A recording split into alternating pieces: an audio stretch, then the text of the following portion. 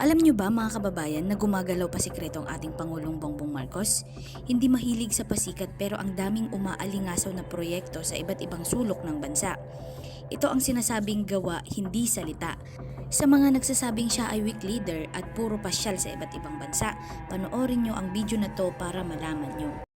Politics should be in the service of the people. Politics should not be in the service of one party, should not be in the service of one person, certainly. Kung mamumulitika tayo dahil meron tayong gustong gawin, halimbawa, may isang tao gustong tumakbo, kahit na anong elective position, maging barangay captain, mayor, kung ano man, dapat naman ang dahilan kung bakit sila tatakbo ay nais nilang tumulong. Ako ganyan, kaya ako tumakbo, kaya ako pumasok sa politika. Dahil nalulungkot ako sa mga nakikita kong pangyayari. Dahil masakit sa loob ko na makita naghihirap ang mga Pilipino. At naisip ko, siguro naman may kaya akong gawin para makatulong. Sa palagay ko, yan ang tamang dahilan kung bakit isang tao ay papasok sa politika.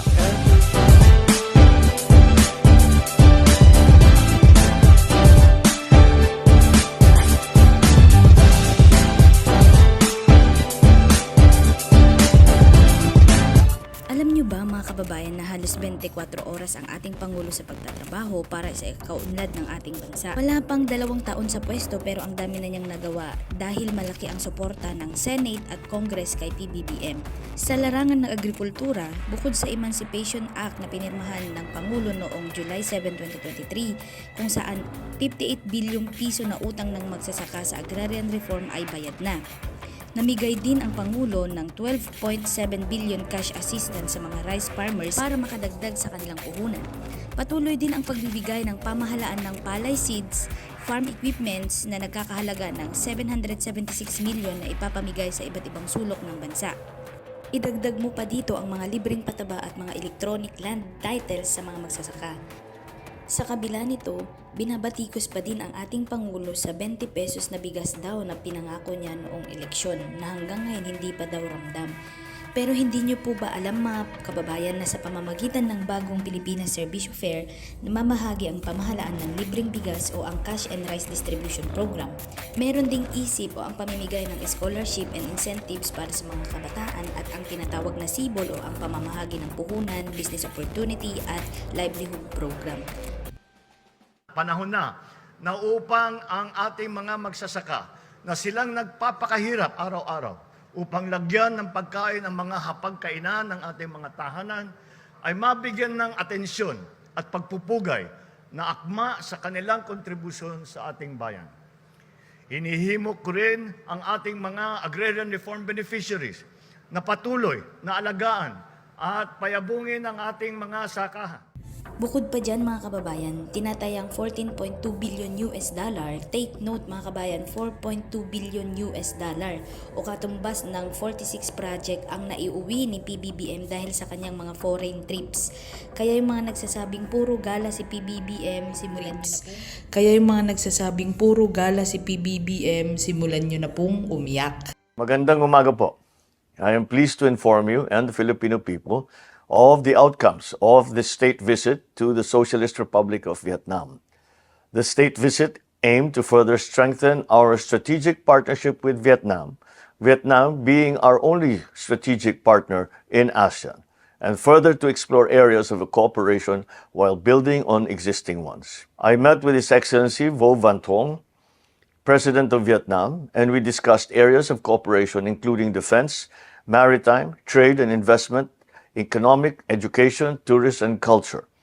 We also witnessed the exchange of several agreements, including on rice, agriculture, culture, and maritime cooperation. I also met with other leaders of Vietnam, the Prime Minister of Vietnam and the Chairman of Vietnam's National Assembly.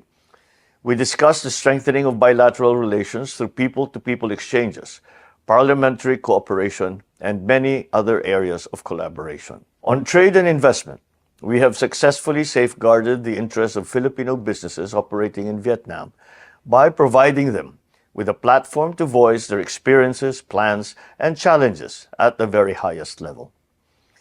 We want to assure them that the Philippine government stands ready to support their endeavors in competing in foreign markets. In my dialogue with Vietnamese business leaders, they expressed interest and expanding their businesses in the Philippines, as well as exploring cooperation with our business sector in various traditional and non-traditional economic activities. Furthermore, we have engaged in discussions with the Vingroup company to explore a collaboration in the fields of AI, medical courses, and scholarships for Filipino students. Our shared objectives include active participation in the electric vehicle and battery supply chains. I had the pleasure, of course, to speak with the Filipinos living in Vietnam, and I expressed my appreciation for their continued good work in projecting a very positive image of the Philippines in Vietnam. I acknowledge the sacrifice that they have made for their families, and I lauded them for the contributions to the socio-economic development of the Philippines and of Vietnam. I gave them my assurances that my administration will continue to strive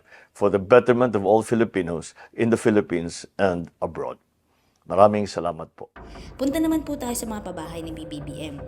1.2 milyong bahay ang nasimulan na mula noong siya ay umupo at ang iba dyan ay tinitirahan na. Sa pinakahuling datos, 6.5 milyong housing unit ang balak na ipatayo sa loob ng termino ni PBBM sa ilalim ng pambansang pabahay para sa Pilipino program ng Department of Human Settlement and Urban Development. Tanging ang PBBM administration lang din ang nakapagbayad ng 1.47 trillion pesos na utang ng bansa noong nakaraang taon. Sa usaping Build Better More naman po tayo. Hindi man sang-ayon ang karamihan sa foreign policy ni PBBM, hindi maikakaila ang malalaking proyekto ang nasimulan na sa PBBM administration matapos pirmahan ni Pangulong Marcos ang 9 trillion pesos budget para sa 194 high-impact infrastructure To emerging trends and best practices to define our pivot to commuter and commuter-friendly transit systems. And that is why I'm ordering the Secretary of Transportation, the Secretary of Finance to work in tandem to explore financing sources for the 103-kilometer Tagum-Davao-Digos Railway.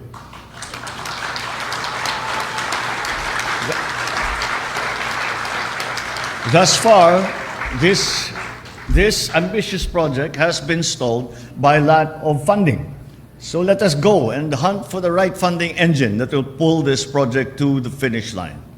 I have been briefed that financing railway models can be creatively packaged in a hybrid way, with each component of the project underwritten by different stakeholders.